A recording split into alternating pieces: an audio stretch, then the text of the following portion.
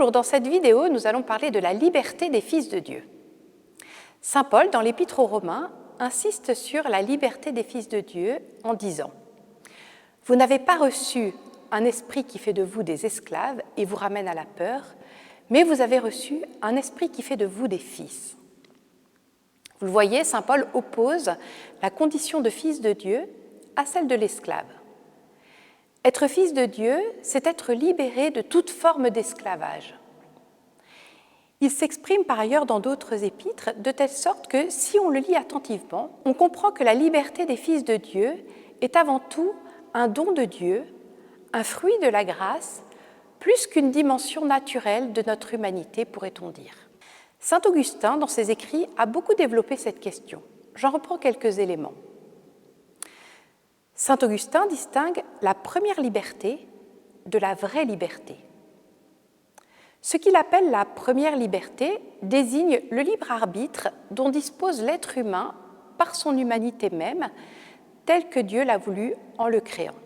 Ce qu'il appelle la vraie liberté désigne toute autre chose, celle des fils de Dieu.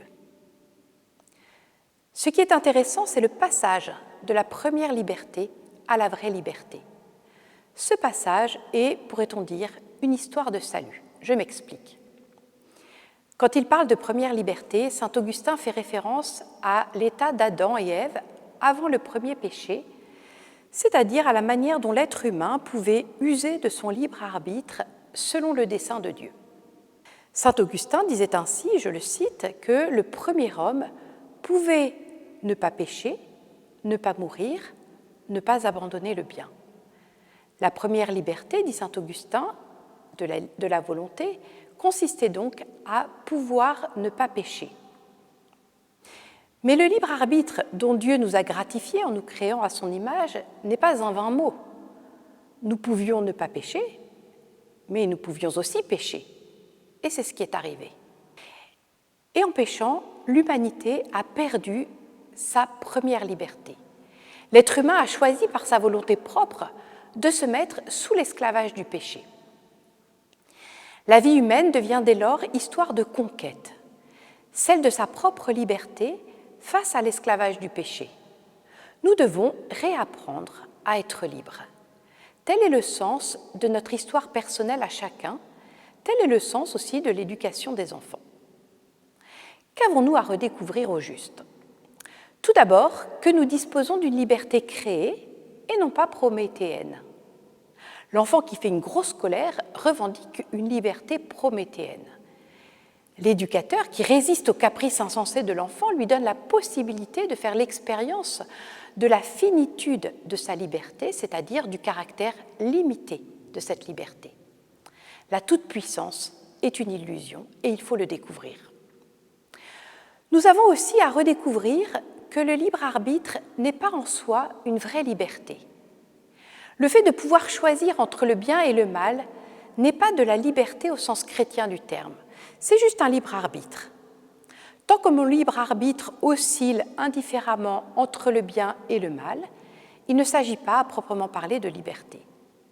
C'est l'apprentissage de l'adolescent qui, plus autonome et parfois livré à lui-même, expérimente qu'il s'est mis volontairement dans une situation d'addiction dont il n'arrive pas à sortir. Peut-on dire qu'on s'est mis librement dans une situation d'esclavage ? Non, ce serait jouer sur les mots. Il faut au contraire reconnaître que l'adolescent a usé de son libre arbitre pour se rendre esclave. Il ne s'agit pas de liberté à proprement parler. Celle-ci reste encore à conquérir, mais plus encore à recevoir. Je vais vous dire comment. Certes, il va y avoir un travail d'éducation pour fortifier la volonté, affiner le discernement pour apprendre à faire des choix qui conduisent à la vie et non pas à la mort. Mais la vraie liberté dont parle saint Augustin est une affaire de libération. Elle n'est pas d'abord le fruit d'un effort de la volonté, mais d'un don de la grâce de Dieu. En effet, la liberté de fils de Dieu est d'abord une liberté graciée aux deux sens du terme. Graciée au sens de faire grâce, c'est-à-dire pardonner, mais aussi graciée au sens de la grâce comprise comme un cadeau, c'est-à-dire un don gratuit. Je m'explique davantage. Entrer dans la liberté de fils de Dieu ne consiste pas à passer l'éponge sur nos esclavages passés, nos fautes, nos erreurs, nos péchés. C'est bien au contraire découvrir que ce sont ces lieux d'esclavage qui, reconnus comme tels, vont devenir des passages pour accéder à la liberté des fils de Dieu. C'est exactement l'expérience que fait le fils prodigue dans la parabole de Saint Luc, et c'est ce que Jésus essaie de nous faire comprendre dans cette parabole.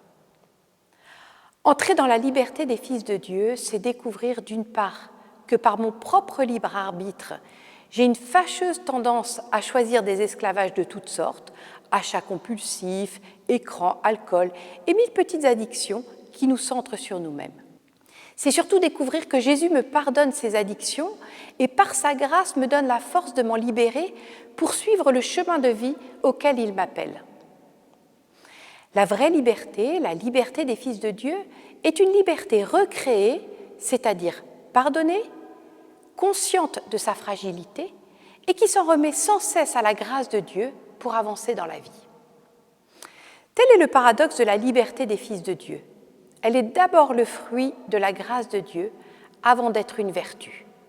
C'est une force qui nous aide à nous détourner des plaisirs instantanés ou superficiels qui conduisent à la mort pour nous aider à choisir la vie. Or, le propre de la grâce, c'est de frapper à la porte de notre cœur sans entrer par effraction. La vie chrétienne est ainsi histoire de refus et de consentement à ce don de Dieu qui nous rend capables de devenir de plus en plus ce que nous sommes. À bientôt.